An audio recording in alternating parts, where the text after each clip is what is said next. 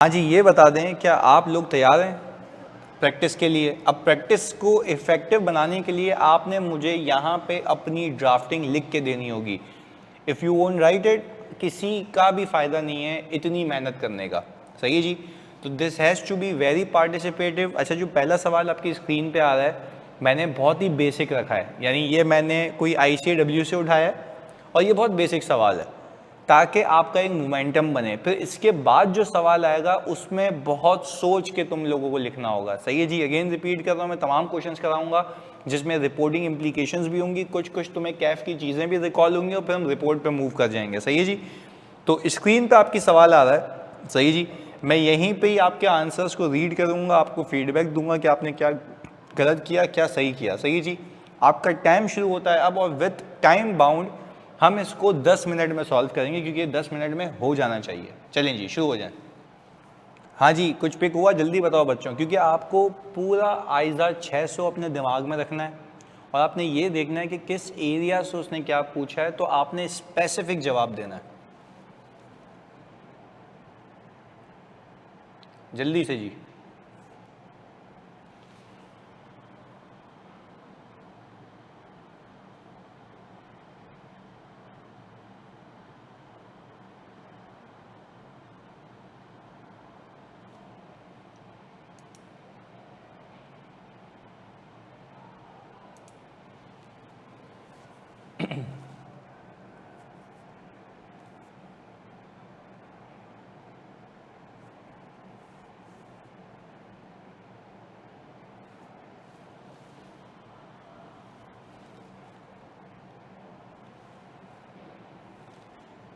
पहले तो ये बता दें, क्या ये सवाल प्लानिंग से आया है?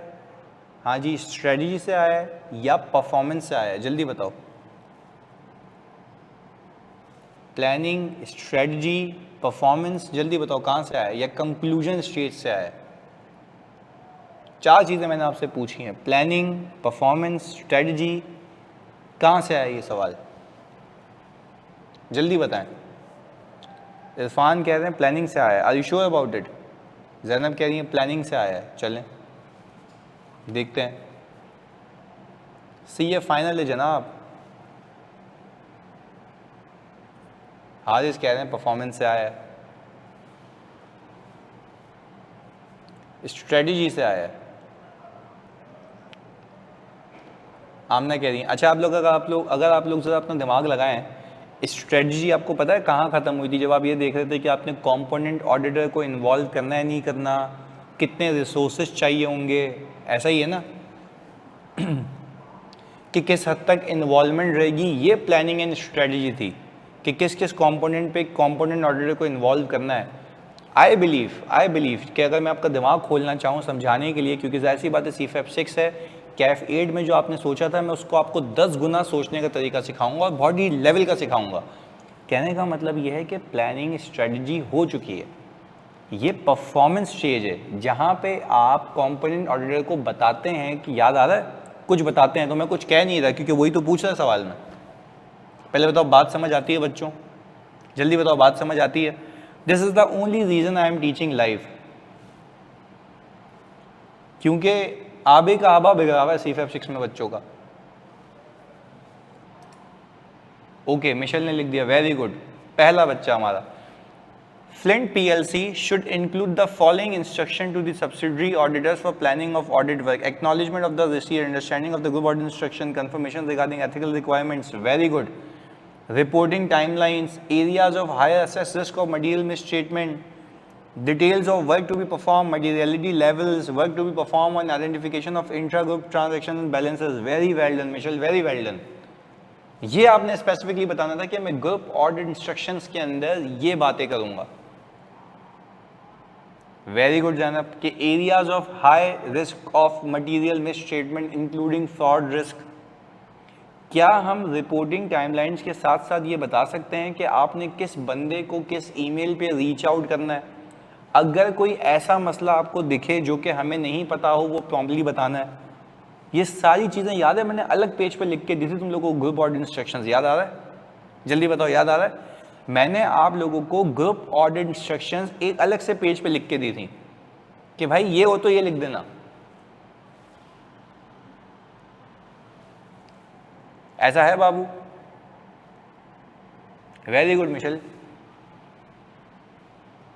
Work to be perform on identification on intra group transaction balances, very good Zainab.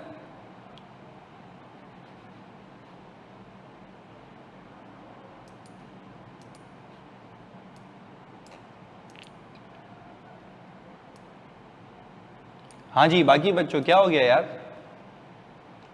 आमना, हारिस, इरफान, अहमद, सबने लिखना है यार।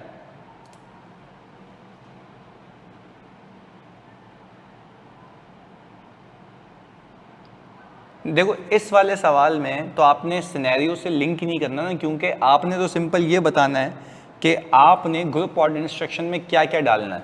पहली बात तो ये ना, स्पेसिफिक टू द सिनेरियो तो इसके बाद वाला सवाल है, जिसमें आपको जगह जगह से पूरे 600 की बातें उठा के लिखनी होंगी। वो तो दिमाग खोलने वाला पहला सवाल होगा। इसमें तो देखो उसने क्या बोला है, in respect of ordered work of the subsidiaries list 5 item that should be included in the instructions to be send to subsidiary auditor that is relevant to the planning of their audit work. अच्छा, relevant to their planning of audit work, आप planning कर चुके हैं, इस बात को समझें। Okay, तो देखिए इसमें तो सिंपल पूछा है ना उसने।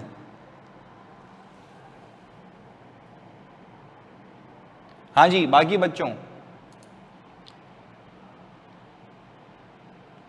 Very good very good very good. पहले बताओ, ये भी तो लिखना था ना कि आप इस बात पे उसको एग्री कराएंगे कि this may be necessary to perform additional procedures on subsequent event. याद आ रहा है? Additional procedures on subsequent event याद आ रहा है? याद आ रहा है? जल्दी बताओ। एडिशनल प्रोसीजर, जब हमने कहा था कि भाई हम सब्सिक्वेंट इवेंट आपसे हो सकता है ज़्यादा करवाएं परफॉर्म, क्योंकि आप तो अपने वक्त तक करेंगे ना, आपको हमारी रिपोर्ट डेट तक करना है। चलें हम इसको रीड कर लेते हैं। Very well done. अच्छा भाई, हमने कहा कि भाई सबसे पहले हम रिक्वेस्ट करेंगे कंपोनेंट ऑडिटर से कि वो कोऑपरेट करेगा with the group audit team to ensure that sufficient appropriate audit evidence likely to be available and there is no inability to obtain sufficient appropriate audit evidence. हमने reason भी दे दिया। अच्छा, हारिस मेमन ने भी लिख दिया, acknowledgement of the receipt and understanding of the group audit instructions, very good, confirmation regarding compliance with ethical requirements, reporting timelines, work to be performed, very good. यही सारी बातें लिखनी है। आगे ये देखो, time table to allow the component auditor plan in project their manage accordingly, यही है, टाइमिंग की बात कर रहा है। Reporting requirements to ensure consistency across all the components, details of work to be performed and the use of made to the work to ensure that nothing is overlooked, ethical and independence requirements, materiality levels, ऐसा ही है, significant risk जो आपको दिखते हैं, list of related parties। हाँ जल्दी बताओ, list of related parties भेजना लाजमी क्यों है, प्लीज बताते हैं आप?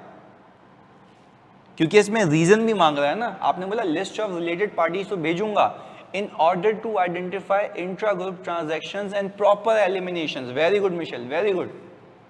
बेहतरीन बेहतरीन जा रहे हो। तो पहले बताओ, पहला सवाल पिक हुआ? पहला सवाल पिक हुआ कि किस तरीके का एक बेसिक सवाल आ सकता है, तो आपने उस जगह पे हिट करके वो लिखना है। क्लियर है? और अगले सवाल पे जाने से पहले मुझे ये बता दो, कितने लोगों ने आयजा परचेज कर लिए हैं और रीड करना शुरू किए हैं? क्योंकि अब हमारी स्पीड रिपोर्ट में थोड़ी सी ज़्यादा हो जाएगी, क्योंकि रिपोर्ट आपने ऑलरेडी अपने कैफ लेवल पे किया हुआ होता है, तो मैं उसकी इन्हांसमेंट लेके आऊँगा। जल्दी बताओ, आयजाज परचेज किए हैं? जनाब कह रही है यस सर परचेज कर लिए। अच्छा, परचेज करके क्या उस पर मिट्टी धूल लग रही है या उसको रीड भी किया है? ये बताओ। रीड करना शुरू किया है? ऑर्डर हुआ, अच्छा अभी रीड किया, यस। अच्छा, आप एक ऑनेस्ट चीज से बात बताओ, हमने जिस डिटेलिंग से उसको कवर किया है, क्या आयजा का आपको वर्डिंग समझ आ रही है? अनबॉक्सिंग की है, बस स्नैप बना ली उसकी। हाँ, वर्डिंग समझ आ रही है ना आयजा की? This is our achievement. ये वर्डिंग समझ आनी चाहिए। Whenever you are dealing with any person in your practical life, you should know कि कौन सी चीज कहाँ लिखी हुई है, as well as in paper. Clarity है? चलें, ये तो बात समझ आ गई कि भाई ये हिसाब किताब था। अब मैं आपको इसी क्लास में एक आगे की स्ट्रेटजी भी बताता हूं, सुनिएगा। ऑडिट का पेपर ना कभी भी एक एरिया स्पेसिफिक नहीं आता, वो 600 में रिपोर्ट डाल देगा, रिस्क डाल देगा, रिस्पॉन्सेज डाल देगा। मैंने कितनी बातें बोली हैं? 3। 600 में 600 इटसेल्फ होगा जो यहाँ की बातें होंगी, रिस्क होगा, रिस्पॉन्सेज होंगे, रिस्पॉन्सेज भी स्पेसिफिकली होंगे सिनेरियो के, और फिर रिपोर्टिंग इम्प्लीकेशन होगी। आप लोग मुझे आज की क्लास में ये बात बताएं, अगर मैं आपको रिस्क और जो उसी रिस्क के IFRS के स्पेसिफिक प्रोसीजर, मेरी बात को फोकस होकर सुनना, ये बड़ी अहम बात कर रहा हूँ आज की क्लास में। अगर IFRS के किसी स्पेसिफिक IFRS के कुछ स्पेसिफिक प्रोसीजर्स हैं जो कि हर बच्चा आजकल जिससे तंग है कि यार मेरी IFRS पे ग्रिप नहीं है, तो क्या मैं ये करूँ, मैं एक एक्सेल की शीट बनाऊँ, शेयर्ड शीट, जिसको आपको व्यू करने का राइट होगा। हम जो भी नई चीज़ करेंगे हम उसमें डाल देंगे ताकि आपको रिविजन के वक्त एक जगह मिल जाए। जल्दी बताओ, ऐसा करें? वो शेयर्ड शीट होगी एक्सेल की, उस पर आप टिक टिक टिक करके क्लिक करके देख सकते हैं एडिशनल प्रोसीजर्स IFRS के हिसाब से। कर लें, ये डन है, एग्रीड है। क्योंकि आज मेरे दिमाग में ये आइडिया है, मैंने बोला यार अगर जाहिर सी बात है पता नहीं कहाँ से प्रोसीजर आते हैं, तो मैं ये थोड़ी ना कहूँगा बच्चों को कि भाई अभी ये बाद में करेंगे, आगे जाके करेंगे, फिर भूल जाओगे यार। तो जो चीज़ साथ होगी उसकी हम एक्सेल शीट में अपलोड कर लेंगे, सही है जी। तो पेपर के वक्त पर उन सबका प्रिंट निकालना, टकाटक घुमा लेना, क्लैरिटी है। तो ये एक हम नई स्ट्रेटजी लेके आए तुम लोगों के लिए कि भाई ये करेंगे हम, सही है, बेहतरीन हो गया। चलो अगले सवाल पे चलें। पार्टिसिपेट करना, मैं माइक भी खोल लूँगा, मेक श्योर कि आपके सराउंडिंग्स में कोई ऐसा ना हो, अम्मी नहीं बैठी हो जो चिल्ला नहीं रही हो, आपको डांट नहीं रही हो, खाना खा ले, ये कर ले, जो भी है, सही जी। आगे लेके चलते हैं। अच्छा भाई, आपके सामने एक सवाल आ रहा है समर 2021 का, सही जी, बड़ा बेहतरीन सवाल है, देखिएगा। इसका पार्ट ए भी है, मैंने सिर्फ बी लाया हूँ, पार्ट ए इसके बाद कराऊंगा, सुनना। इसकी रिक्वायरमेंट देख लेते हैं पहले, रिक्वायरमेंट देख लेते हैं, सुनिएगा, सोच के लिखिएगा, तमीज से लिखिएगा, दिमाग लगा के लिखिएगा कि आप उस जगह पे होते तो क्या करते हैं, सही है, फोकस होके इधर। पहले वो कह रहा है क्रिटिकली इवेल्युएट करें जो इश्यूज आपके पास आए हैं और एडवाइस करें कोर्स ऑफ एक्शन। अच्छा, कोर्स ऑफ एक्शन का मतलब यहाँ पे हमेशा ये होगा कि आपके प्रोसीजर्स क्या होंगे। पहले बताओ, बात समझ आती है? यस और नो में जवाब दो। बात समझ आती है कि आपके प्रोसीजर्स क्या होंगे? क्लियर है? हम रिक्वायरमेंट पे बातें करेंगे आज के बाद। इसके बाद फिर बोल रहा है क्रिटिकली इवेल्युएट। अच्छा, जब क्रिटिकली इवेल्युएट का बोले ना वो, तो अब प्लीज मेरी बात को सुनना, नहीं समझ आए तो हाथ के हाथ आज क्लियर कर लेना, ये कैरी फॉरवर्ड नहीं होनी चाहिए आगे तक। क्रिटिकल इवेल्यूएशन का मतलब ये होता है किसी भी आयजा में, किसी भी सवाल में, कि उस आयजा के रिलेटेड डिस्कशन करो। अगर 600 से सवाल आया तो किसके रिलेटेड डिस्कशन होगी, जल्दी बताओ? 600 के रिलेटेड। अगर रिस्क आया है, उसके अंदर कोई रिस्क है, तो रिस्क के रिलेटेड कुछ बातें कर लेना, तो पहले डिस्कशन करना। क्योंकि अगर हम किसी को बोलते हैं प्रैक्टिकल लाइफ में भी कि भाई क्या काम करेगा, तो बोलेगा भाई काम क्या करूंगा, पहले मसला तो बता। तो क्या पहले मसला डिस्कस करना है? क्या पहले मसला डिस्कस करना है? यस और नो में जवाब दो। यस सर, पहले मसला डिस्कस करना है, पहले मसला डिस्कस करना है। यानी हम सबसे पहले, अगर हम यहां पे ये देखें कि आपकी ड्राफ्टिंग टेक्निक क्या होगी, तो हम कहेंगे डिस्कस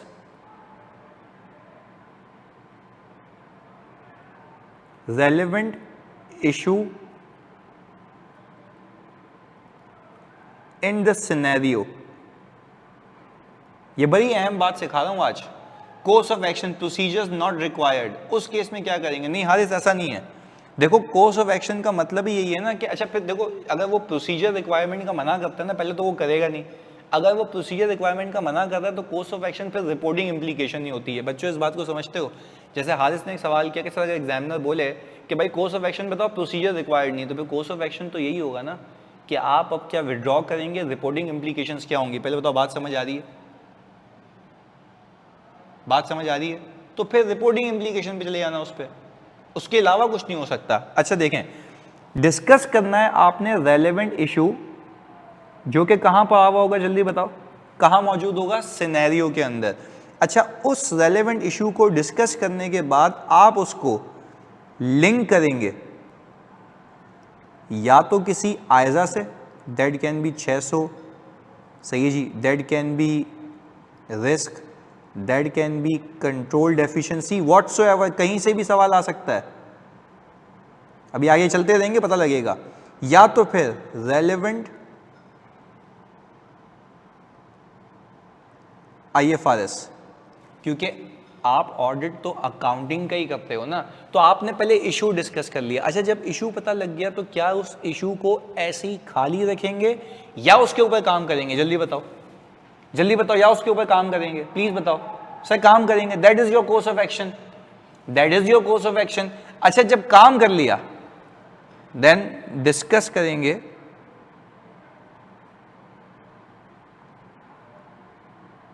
प्रोसीजर्स। ये पहला हो गया, ये दूसरा हो गया।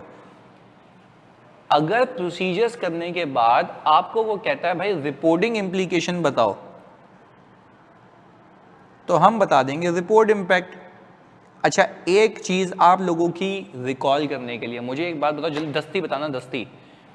अगर मैं कभी भी अपने ओपिनियन को मॉडिफाई करता हूं, अपने ओपिनियन को मॉडिफाई करता हूं, मैं फिर रिपीट कर रहा हूं, अगर मैं कभी भी अपने ओपिनियन को मॉडिफाई करता हूं, क्या आप इस बात पे यकीन रखते हैं कि ओपिनियन की मॉडिफिकेशन के वक्त अगर मैं की ऑडिट मैटर का सोचूं तो मैं कहता हूं कि भाई in addition to the matter describe in basis for qualified opinion section, in addition to the matter कहता हूं, रेफरेंस देता हूं, जस्ट फॉर द सेक के मैं रिवाइज करवा रहा हूं। जल्दी बताओ यार, जल्दी बताओ फॉरन।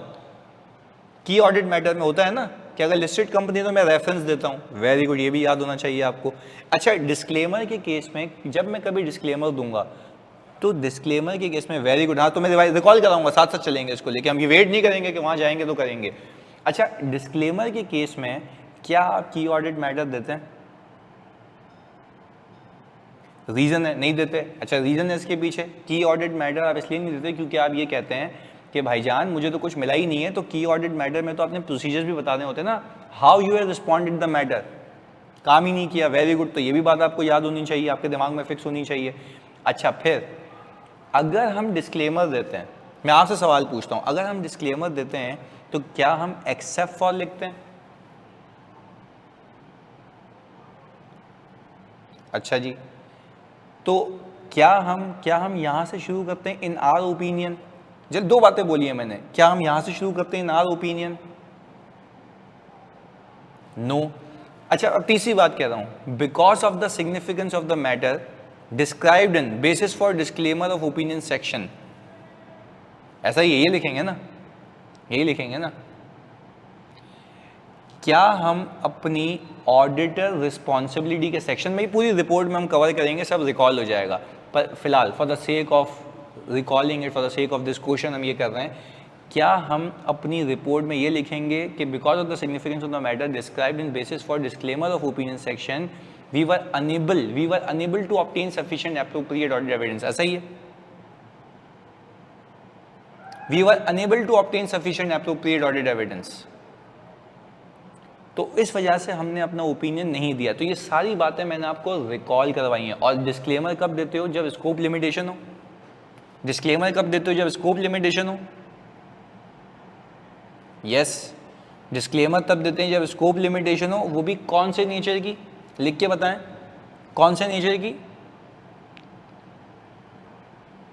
परवेजिव नेचर की, मटीरियल एंड परवेजिव बोथ, ऐसा ही है। वेरी गुड, चलें अब आपको पहली रिक्वायरमेंट को सामने रखते हुए इस सवाल में मुझे चीजें लिख के देनी है, तो आपका समय शुरू होता है अब, जल्दी से। अच्छा, अब आपने दिमाग चलाना है। अब यहाँ पे आपने जो बातें लिखनी होंगी ना, वो जगह जगह से सोच के लिखनी होंगी, यानी you can not keep your mind to a specific area जैसे पिछले सवाल में था। तो आपने थोड़ा ब्रॉडर माइंड से सोचना है कि इस सिचुएशन में आप होते तो 600 की कौन कौन सी बातें यहाँ पे लिख सकता हूँ, 600 की कौन कौन सी बातें यहाँ पे लिख सकता हूँ। तो मसला ये है जो आपने देखना है, और जितना लिखेंगे ना उतनी परफेक्शन आएगी। वेरी गुड, इरफान ने लिखा है। इरफान लिखते हैं evaluation due to covid restriction visit of group audit team is not possible, so the auditor should communicate with management and inquire whether the management can wait for the restriction to end and reconsider timelines for audit. Very good यार इरफान, क्या बात लिखी है यार, मजा आ गया। यही तो लिखना था। देखो क्या इरफान ने सही लिखा है कि जाहिर सी बात है अभी कोविड की वजह से रिस्ट्रिक्शंस हैं, अभी कोविड की वजह से रिस्ट्रिक्शंस हैं, तो क्या हम मैनेजमेंट से बात करके, डिस्कस करके मैनेजमेंट से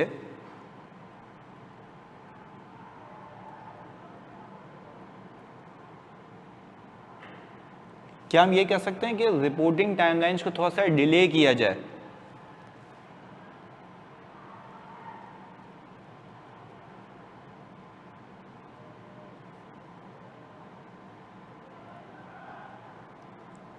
for possibility of delaying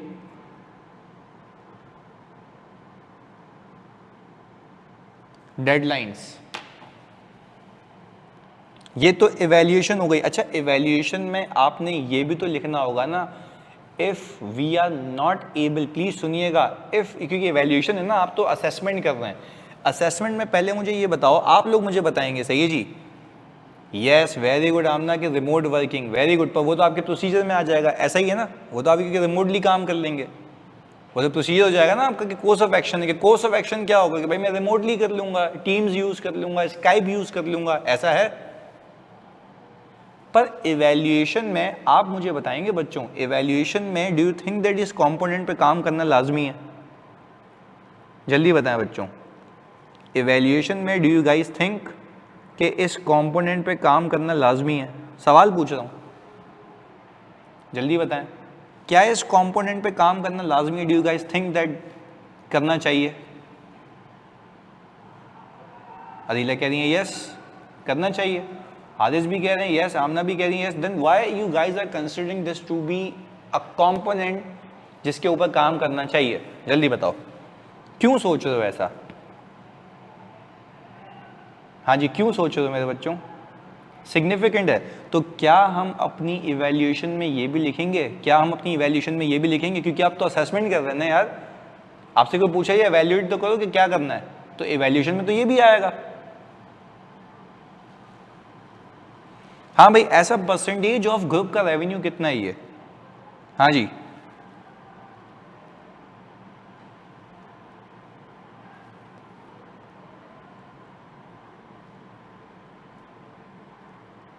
it represents, यानी इट की जगह हम लिखते हैं QLL represents significant portion of the group, ऐसा ही है, बिकॉज, हाँ जी बताएं, बिकॉज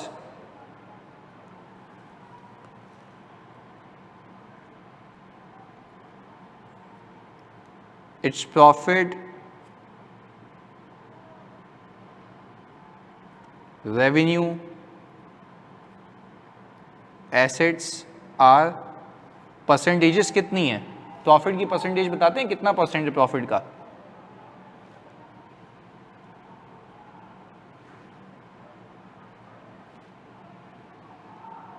प्रॉफिट का है 63%, ओके।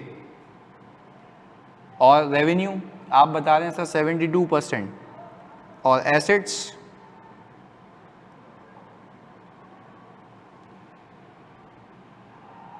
प्रॉफिट 73 है, ओके 73, 72, एसेट्स हैं 63% ऑफ द ग्रुप, ऐसा ही है। तो क्या हम ये कह सकते हैं कि QLL represent significant portion of the group because its profit, revenue, assets are 73, 72 and 63% of the group, ऐसा ही है। तो हमने कहा कि इन एबिलिटी टू ऑब्टेन, क्या यहां से कनेक्ट कर सकते हैं? जल्दी बताओ, यहां से कनेक्ट कर सकते हैं? In ability to obtain sufficient appropriate audit evidence will lead to a significant scope limitation, ऐसा है। inability to obtain sufficient appropriate audit evidence will lead to a significant material क्या कहलाएगी? scope limitation, ऐसा ही है। तो क्या ये डिस्कशन समझ आती है? क्या ये डिस्कशन समझ आती है? अगेन ये तुम इसलिए कर पा रहे हो, ये तुम इसलिए कर पा रहे हो क्योंकि तुमने बड़ा डिटेल में इसको देखा है कि हमने प्लानिंग एक एक करके देखी थी। क्लैरिटी है? चलो ये तो इवैल्यूएशन हो गई, ये तो इवैल्यूएशन हो गई। तो हमने मैनेजमेंट से ये भी कह सकते थे कि भाई आप रिपोर्टिंग डेडलाइंस को देख लें, क्या पता आप उसको डेफर कर दें तो कोविड की जो बैन की रिस्ट्रिक्शंस हैं वो लिफ्ट हो जाए और वहाँ पे जा पाएँ, ऐसा ही है। अब ज़रा मुझे कोर्स ऑफ एक्शन बताते हैं आप लोग क्या हो सकता है, ज़रा सोच के बताइएगा बिल्कुल तमीज़ से। अब यहाँ पे आपने सोचना है कुछ, और वो सोच लिया तो मजा आ जाएगा।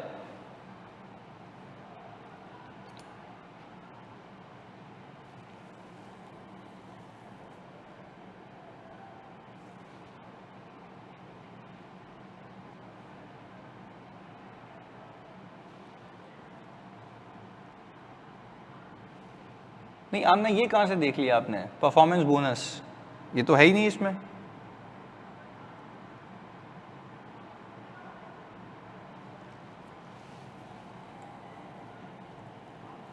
बुक से क्वेश्चन देगा नहीं, आप पहला वाला केस देख रहे हो, पहला वाला देख रहे हो, पहला वाला नहीं करना हमने। सही है, वो तो आते हैं बाद में, पहले तो दूसरा केस है। तो मैंने पूरा ग्रुप ऑडिट का बना के दिया आपको, दूसरा पार्ट इसका ग्रुप ऑडिट है जो मैं देख रहा हूँ। आप पहला, आप पता है क्या कर रहे हैं, यूनाइटेड हेल्थ देख रहे हैं आप, बात समझे हम ना, आप यूनाइटेड हेल्थ को देख रहे हैं, इसको नहीं देख रहे, आप दो चीजें मिक्स कर रहे हैं। Okay, very good. अडीला ने क्या बात लिखी है, अदीला कह रही है कि sir we need to consider the use of component auditor. क्या वो सही कह रही हैं, जल्दी बताओ, क्या वो सही कह रही हैं? कोर्स ऑफ एक्शन में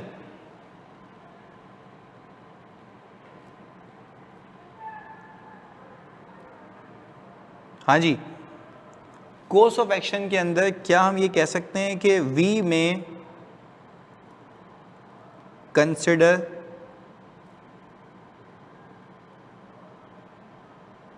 अपॉइंटिंग या using component auditor. Very good Irfan, अच्छा very good very good very good. ये बात की ना, we need to check whether any activity centrally organised so that we can perform procedure from head office. क्या सही लिख रही है अदीला? ये वेरी गुड यार, अब चलाए दिमाग, जल्दी बताओ।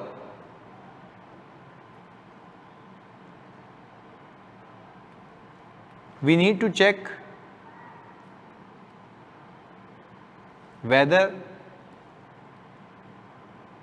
is there any activity that is centralized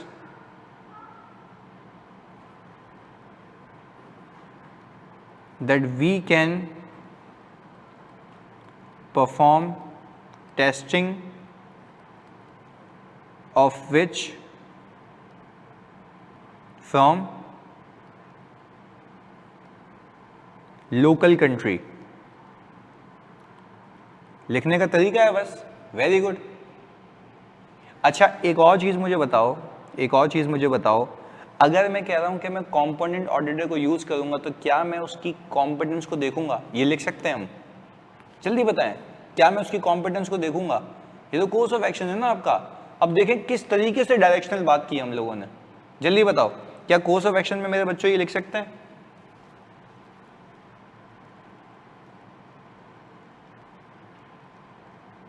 We need to evaluate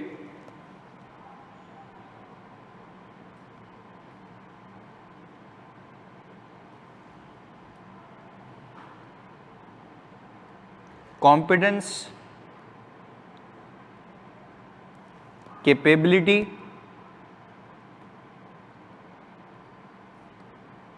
and objectivity of the component auditor। yes, अच्छा वेरी गुड अदीला। अच्छा अब क्या हम ये कह सकते हैं, ये तो हो गया कॉम्पिटेंस, हम उसकी कॉम्पिटेंस को या उसके काम को कैसे चेक करेंगे, ये भी है ना। देखो एक तो आपने उसको अपॉइंट कर लिया, फिर आपको याद है परफॉर्मेंस स्टेज पे मैंने आपको सिखाया था कि आपने उसके काम की एडिक्वेसी को भी चेक करना है, याद आ रहा है? क्या आप उससे सिग्निफिकेंट या higher risk of material misstatement के एरिया पे डिस्कस करेंगे? Very good Noman, very good यार।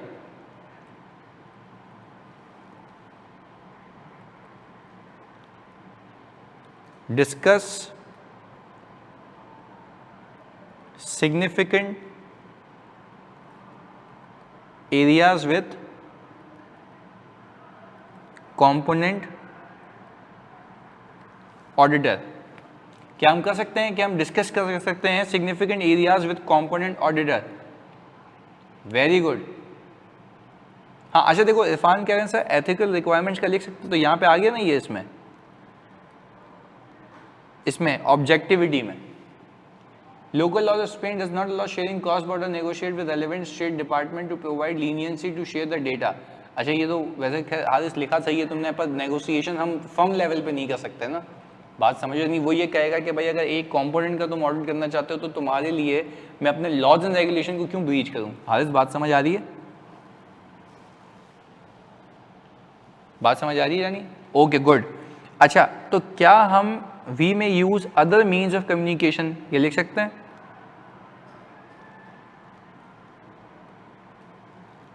We may use other means of communication such as Teams, Skype, screen sharing, etc. ऐसा है? तो मुझे बताओ यार क्या तुम लोग अगर तुमने तमीज़ से पढ़ी हुई चीज़ें, क्या तुम्हें ये सवाल सॉल्व नहीं हो पाता। हवा बना हुआ होता है 600। इट्स ऑल अबाउट कि यार तुमने अच्छे से देखा हो। पहले बताओ बात समझ आती है बच्चों, जल्दी बताएं सारे।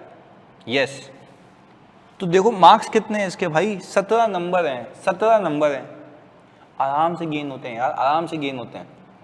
अब 17 में से तुम इसको आधा कर लो, क्योंकि जाहिर सी बात है इसमें 2 सिनेरियोज थे, इसमें 2 सिनेरियोज थे, तो एक के तो आपने पूरे नंबर ले लिए ना, पूरा लिख के। ये आपने सिचुएशन बता दी, आपने उसका कोर्स ऑफ एक्शन बता दिया, पेपर भी तो ऐसे ही आएगा, बिल्कुल आएगा। अच्छा मुझे बताओ क्या ये बहुत पुराना सवाल है, 2021 का है? 2021 का है ना 2021 का। तो मैं तो ये नहीं कह कि बाबा आजम के ज़माने के, देखो बाबा आजम के ज़माने में ये वाले सवाल आते थे, ये वाले फिंट PLC। पर अभी जो तुम लोगों ने सवाल किया, मुझे ऑनेस्ट टू गॉड बताओ, क्या तुम लोगों ने अपनी प्रैक्टिकल नॉलेज को अप्लाई किया जो हमने क्लास में सीखी हुई है? ऐसा ही है ना, तुमने प्रैक्टिकली किया तो नहीं है ना, पर तुमने नॉलेज को अप्लाई किया। उस नॉलेज को अप्लाई करके पर टारगेटेड अप्लाई करना है। अच्छा एक और बात बताओ मुझे, तुम जितने अच्छे कॉन्सेप्ट ले लो मुझसे, क्या तुम्हारा पेपर उन कॉन्सेप्ट्स के सिर्फ बेस पे निकलेगा या उसकी प्रैक्टिस करके? जल्दी बताएं। प्रैक्टिस करके। तो हमें फोकस किस पे रखना है, हम मतलब बहुत लग के हम कॉन्सेप्ट्स लेंगे और प्रैक्टिस से पास करेंगे, सही है। और ये लाइव क्लासेस का फायदा होता है, you keep on discussing with the teacher. आपके दिमाग में बातें होती हैं, यार ये यहाँ से लिख सकता हूँ, ये यहाँ से लिख सकती हूँ, ये सारी चीज़ें क्लियर है। अच्छा इसका सोल्यूशन तो हम रीड कर लेंगे, पर वो कह रहा है कि डिस्कस करें रिपोर्टिंग इम्प्लीकेशंस। पहले तुम मुझसे डिस्कस करो फिर रीड करते हैं। Due to the auditor's inability to obtain sufficient appropriate audit evidence. यानी अब आपको पता है ये क्या कह रहा है, ये कह रहा है आप समझें आपको सबूत नहीं मिला, तो आप प्लीज़ मुझे इसमें बताते हैं मेरा ओपिनियन क्या जाएगा, जल्दी बताइएगा। हाँ जी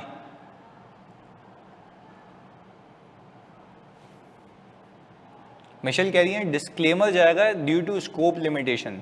जल्दी बताएं, आप लोग भी बताएं।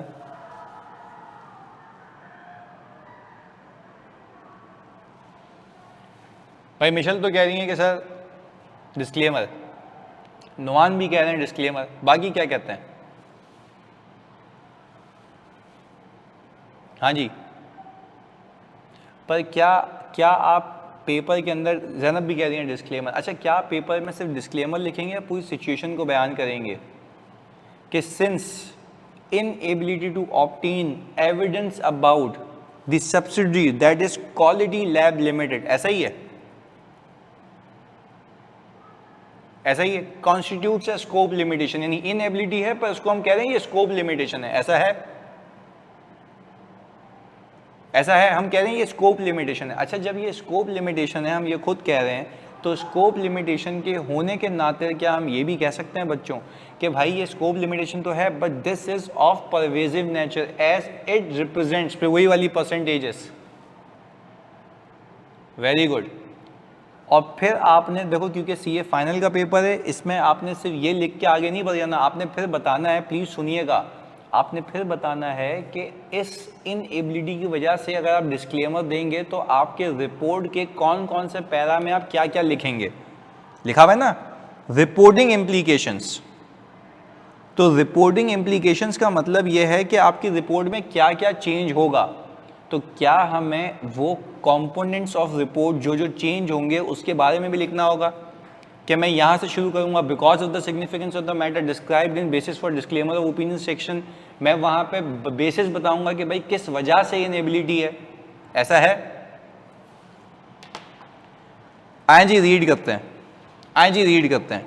द मैनेजमेंट में B inquired regarding amending reporting time scales, जो कि मुझे इरफान ने बताया था। A delay in the reporting timetable could allow easing lifting of travel restrictions. Since cross-border sharing of data is not allowed, the auditor should consider alternative activities to demonstrate the review and evaluation of the component team where originally visit a group auditor was planned.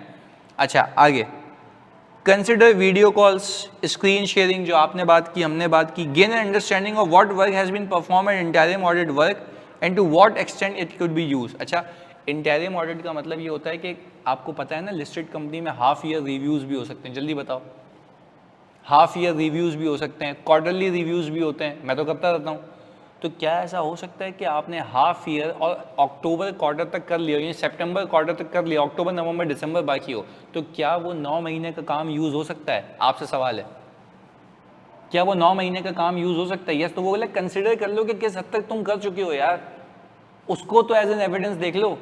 आगे, consider asking the component auditor to complete a detail questionnaire और clearance on the work they have perform. यानी बोल रहा है कि भाई component auditor को बोलो कि जो आपकी ग्रुप ऑडिट इंस्ट्रक्शन आप उसको भेजोगे ना, उसमें डिटेल क्वेश्चनर पूछे, नहीं उससे सवालात पूछ लो कि ये कर लिया, ये कर लिया। जब वो जवाब दे देगा तो क्या उससे उसकी इवैल्यूएशन हो सकती है?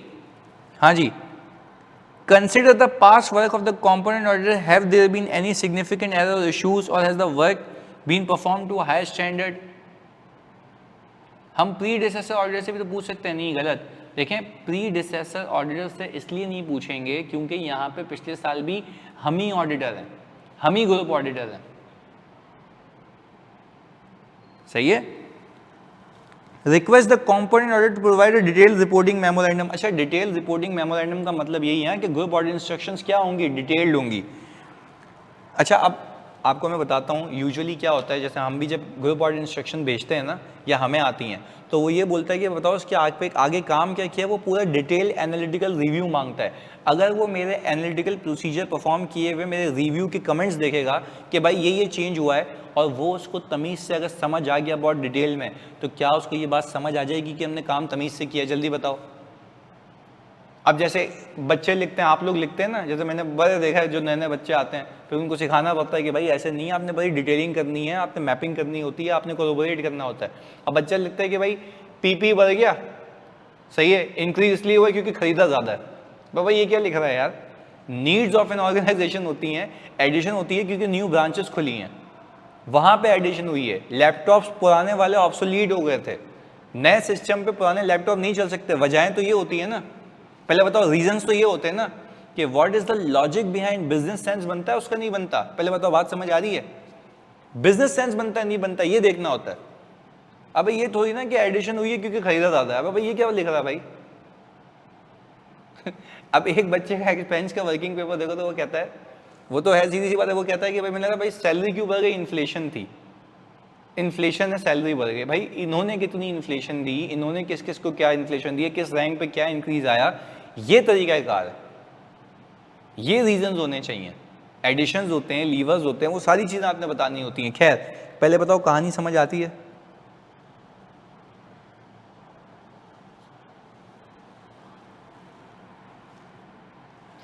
ऐसा ही है। और फिर हमने उसने क्या कहा, group auditor should also ensure that the response of the component auditor in the reporting memorandum is sufficiently detailed and appropriately to conclude the adequacy of the. वो बोल रहा है कि भाई जो उसका रिपोर्टिंग मेमोरेंडम आएगा ना, उसको डिटेल देख लेना, ताकि आपको वो सफिशिएंट एप्रोप्रिएट ऑडिट एविडेंस के तहत यूज़ करके अपनी रिपोर्ट को ओपिनियन की फॉर्म में कन्वर्ट करें। बात क्लियर है?